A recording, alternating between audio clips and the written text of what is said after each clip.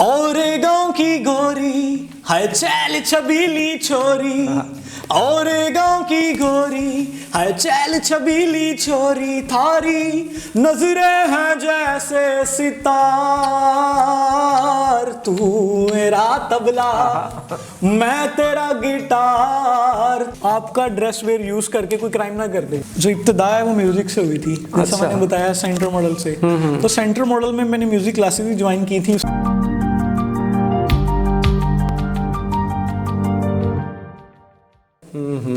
हमारे ज़हन में ही नहीं है कि हमने शुरू कैसे करना था। जो हम हफ्ता पहले सोच रहे थे करना कैसे है, बिल्कुल ऐसे वो हर चीज इसमें हमारा कोई मतलब है नहीं कि हमने कुछ किया। अल्लाह जब आप नेकी के काम करते हो, अल्लाह ताला 100 रास्ते बनाता है। बिल्कुल अगर मैं अब लोगों को बताता हूँ ना कि यार लोग कहते हैं जी हमने हेल्प करनी है, तो मैं कहता हूँ शुरुआत अपने पैसों से करो। गुड। वो कहते हैं जी हम तो कमाते 20,000 महीने का है। मैं कहता हूँ कोई बात नहीं, आप अल्लाह की राह में 500 महीना निकाल लोगे। कहते हैं जी निकाल लेंगे। मैं कहता हूँ आप अपने जैसे 20 बंदे और ढूंढो, 10,000 रुपये हो गया। आप देख बना के 100 बंदों को खाना खिला दो, आपका 500 ही डला है, 100 बंदों ने खाना खा लिया। बिल्कुल सही है। तो यार इसमें कौन नहीं कर सकता। आप मोबाइल पे पैसे उड़ाते हो, आप पान खाते हो, गुटखा खाते हो, बिल्कुल, और बड़े वैसे हम जाया बड़ा कर देते हैं। बिल्कुल ऐसे इजी लोड पता नहीं क्या क्या। तो यार अगर आप 500 रुपये अल्लाह की राह में खर्च दो और नीयत अच्छी हो कि मैंने ये काम करना है, तो यकीन जाने हमने 500 रुपये डाल के 1000 रुपये से काम शुरू किया था। और कोविड पेंडेमिक के दिनों में हमने लाखों का राशन एक दिन में बांटा है। हमारा इसमें कोई कमाल नहीं था, लोगों ने दिया। बिल्कुल, पास से 1 रुपया भी नहीं था ना, हमने कोई एहसान किया किसी पे। लोग बता देते थे आके हमारा नाम ना आए, हमारी चीजें बांट दो। क्या बात। ऐसे ऐसे बंदे ने मेरे साथ ही हैं फील्ड में। सही है यार, मेरी तरफ से 100 बंदों का राशन बांट दो, मेरा नाम नहीं आना चाहिए। वैसे ही अल्लाह के नेक बंदे बैठे हुए हैं जो इसी इंतजार में होते हैं कि हमजा जैसे। तो बात वो फिर रह गई बीच में मास्क वाली कि मास्क क्यों पहने। तो मेरा यही गिला होता था कि यार मुझे कल को कोई बंदा ये ना कहे कि मैं दिखावा कर रहा हूँ। ठीक है, हमने वो अपनी चेहरे वगैरह ढांप के लाहौर में काम शुरू करना कर दिया। हमने 3-4 दिन काम किया। हम सर सेफ सिटी की नज़रों में आ गए लाहौर में। डॉल्फिन पुलिस जगह में तो कैमरा से सर हमें एक दिन महल पे डॉल्फिन ने नाका लगा के पकड़ लिया। अच्छा, हमें नारकली के SHO साहब आए, उन्होंने गाड़ियों में बिठा लिया। डॉल्फिन आ गई, उन्होंने हमें अरेस्ट कर लिया। वो समझ रहे थे कि चेहरे छुपाए हुए ये कोई नेगेटिविटी क्रिएट कर रहे हैं, कोई पता नहीं क्या है, ये दहशतगर्द हैं लोग। मगर वो नहीं जानते थे कि हम चेहरे छुपा के लोगों में खाना बांटते हैं रात को। बिल्कुल सही। क्योंकि उसमें 1-2 और भी वेल नोन लोग थे जो टीवी पे आते हैं, वो भी ये चाहते थे कि हमारा चेहरा ना आए। बिल्कुल सही है। तो मैं भी क्योंकि हिडन कर रहा था कि लोगों को ना पता चले, तो पुलिस ने हमें अरेस्ट पकड़ा। उनको हमने बताया, वीडियोस दिखाई कि चाचा जी खाना बांट रहे हैं, ये देखें शॉपरों में क्या खाना है, कपड़े हैं।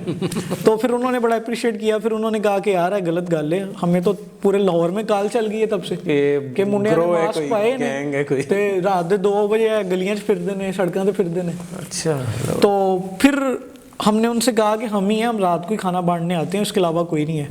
फिर बेसिक जो हम इस तरह 2-3 महीने मास्क नहीं करते रहे। सही हो गया। इंटरव्यूज भी मैंने दिए नेशनल चैनल्स पे, 92 जियो बोल पे, हमने मास्क पहने हुए हैं।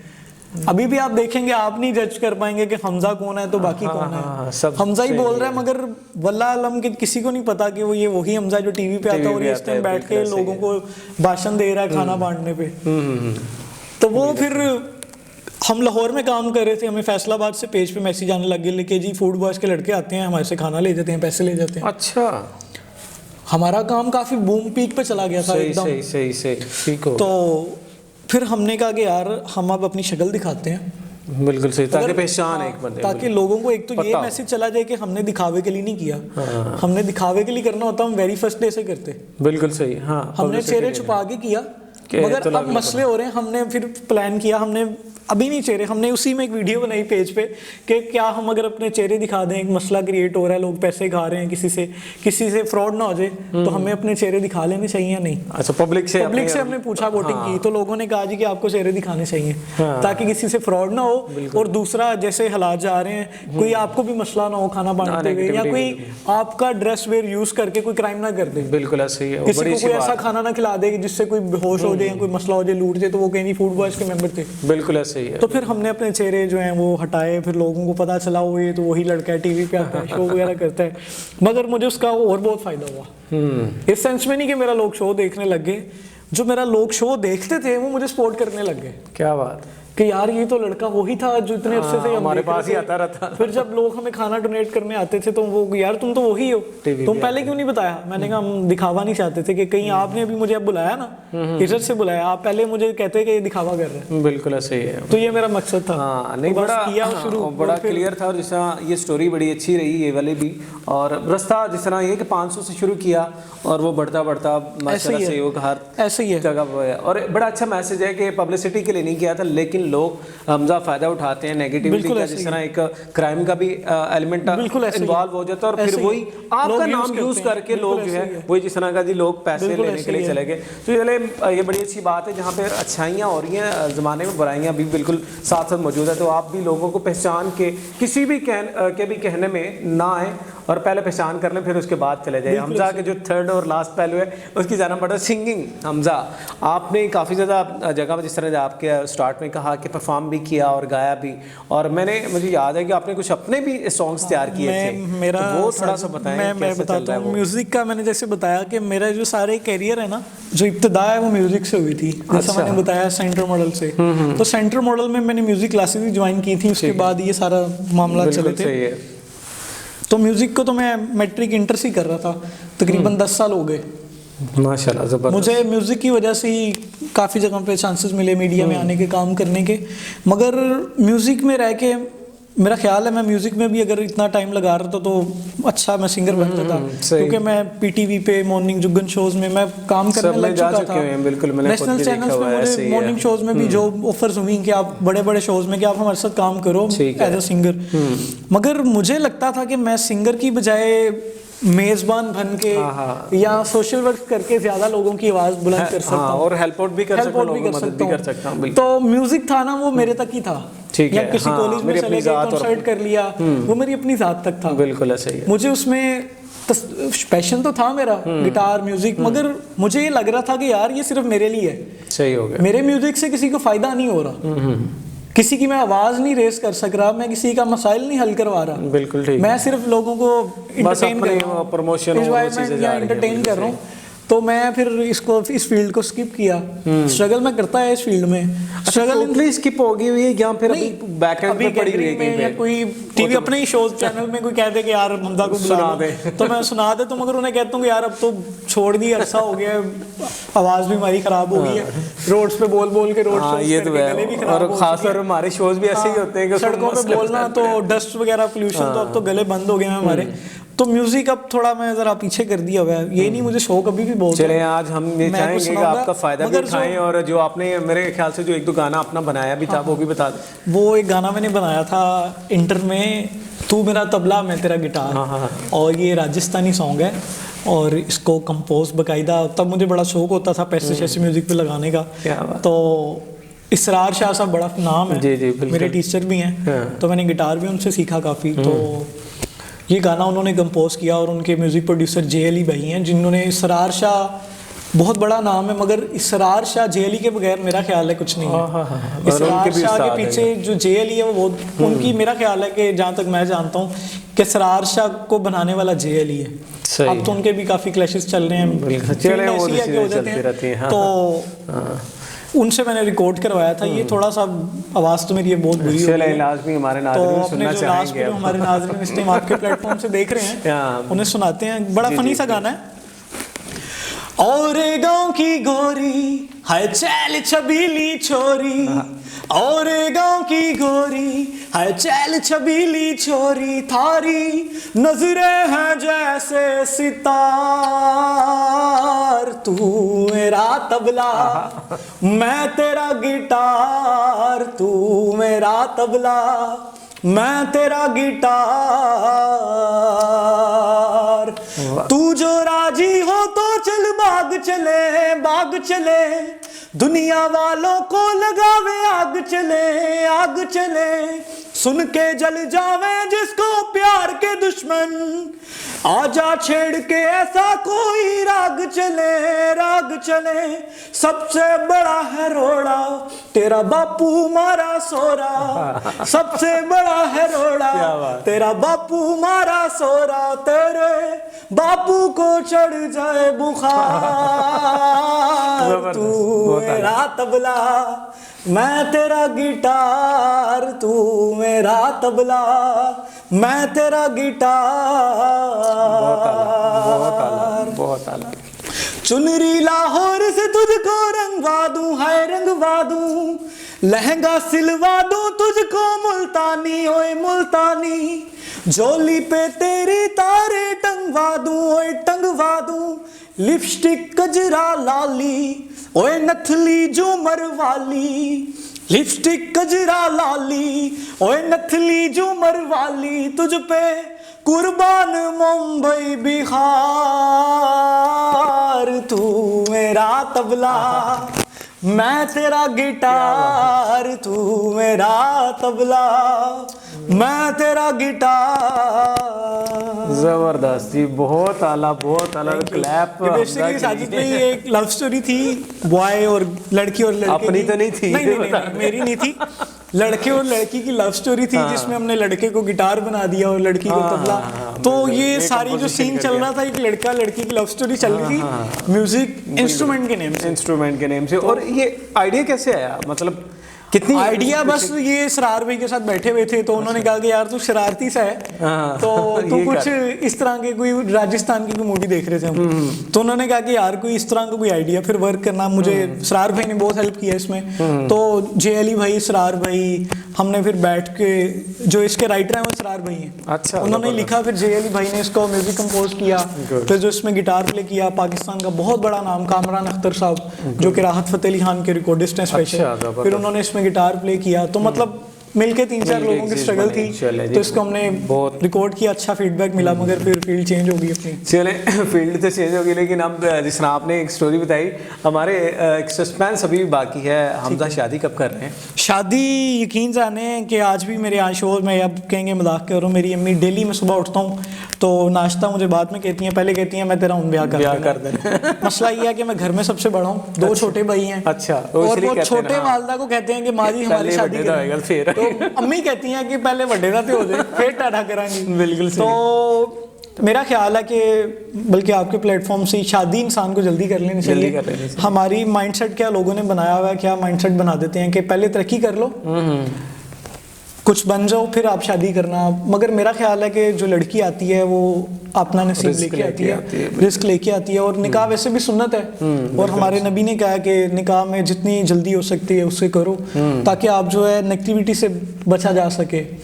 तो अब मेरा ख्याल है कि मैं इंशाल्लाह, दुआ करें आप, इंशाल्लाह वालदा ढूंढ रही हैं, क्योंकि हमने उनको सौंपा हुआ ये काम के जहाँ पे दिल करे, अच्छा, आपको जो मुनासिब लगे। नहीं वैसे आपको मोहब्बत वगैरह मीडिया लाइफ में आपको पता बड़ी लड़कियां आती हैं, कोई नहीं मीडिया लाइफ में साजिद भाई, अब हमारे साथ जो भी आएगा ना वो सिर्फ अपने यूज के लिए आएगा, अपने मतलब के लिए, सही है, क्योंकि हमने ठोकरें खा ली हैं, और अभी भी सबके लिए ओपन है डोर हमारे लिए, मगर इन चीज़ों से हम दूर हैं, क्योंकि अब लोग इसलिए आते हैं कि चलो टीवी पे आता है, कोई हमारी प्रमोशन कर देगा या हमारे इंटरव्यूज कर देंगे कोई, तो इस फील्ड से मैं लव वगैरह से, क्योंकि मुझे रियलिटी पता है कि मोहब्बत वगैरह नहीं होती, आपको अब काम से सल्यूट है कि आप काम कर रहे हो टीवी पे, काम से इंसान की पहचान है, बस इसलिए तो लाइफ पार्टनर वो आपको सिलेक्ट करना चाहिए जहाँ पे आपके वालिदैन राजी हों, जो आपकी फैमिली में एडजस्ट हो सके।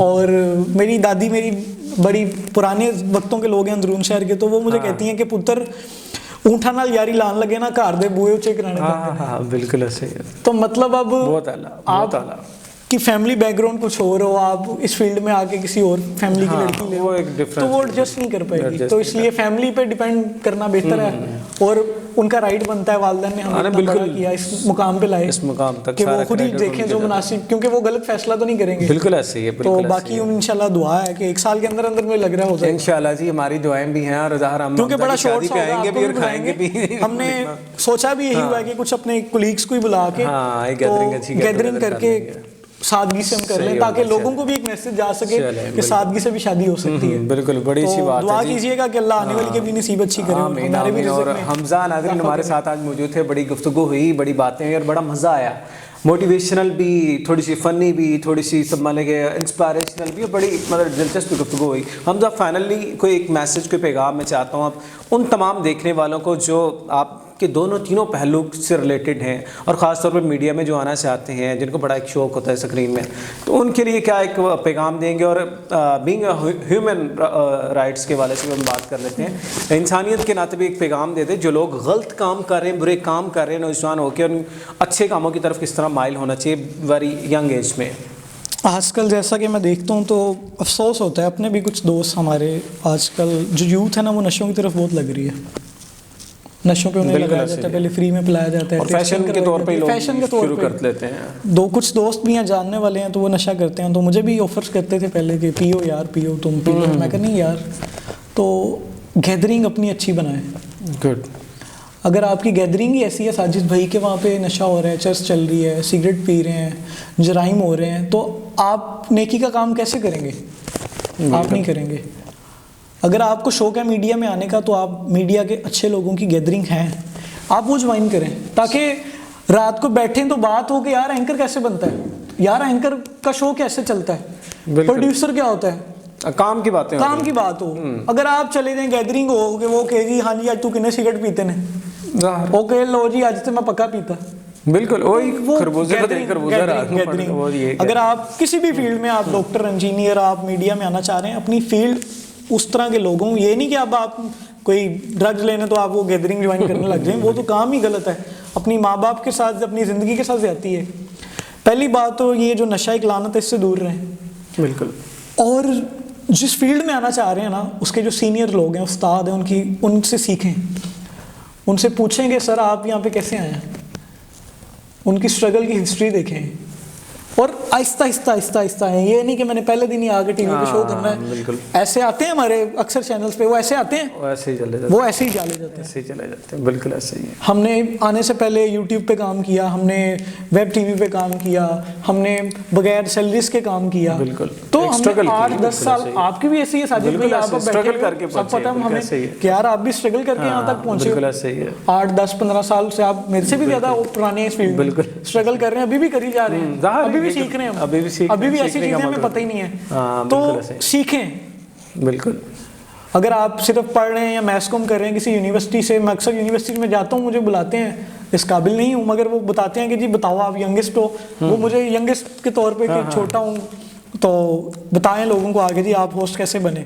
तो वहाँ पे यही सवाल होता है मेरा, वो बच्चों का, स्टूडेंट्स का, यही पूछते हैं कि आप अभी तो छोटे से लगते हैं, आप 23-24 साल के, आप मतलब हमारे जितने, आप टीवी पे शो कैसे कर रहे हैं प्राइम टाइम में।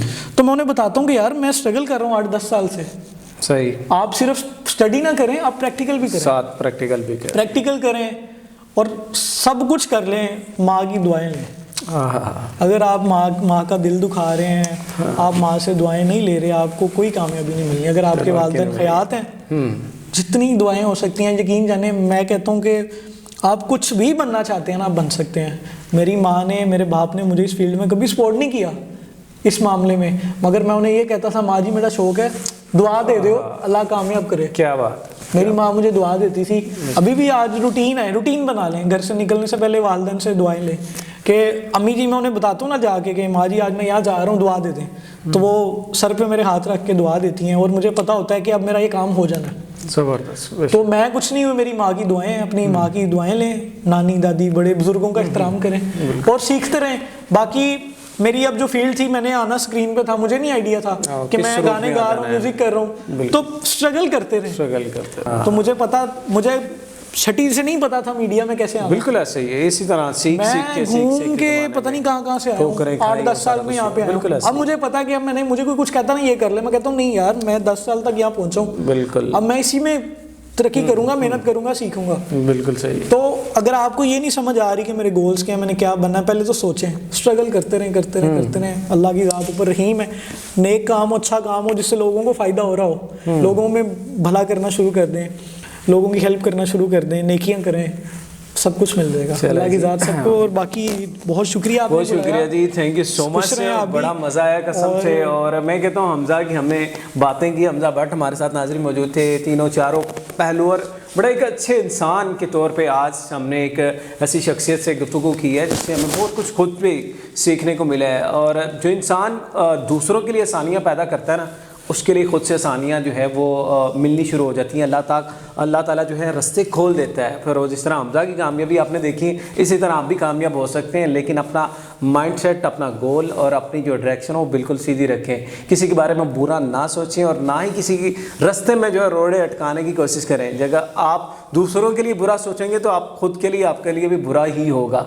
तो इसलिए अपनी लाइफ को बेहतर बनाएं और एक और कामयाब, एक और सक्सेस स्टोरी लेकर हम दोबारा से हाज़िर होंगे। अपना बहुत सा ख्याल रखिएगा, दुआओं में याद रखिएगा। अल्लाह हाफ़िज़।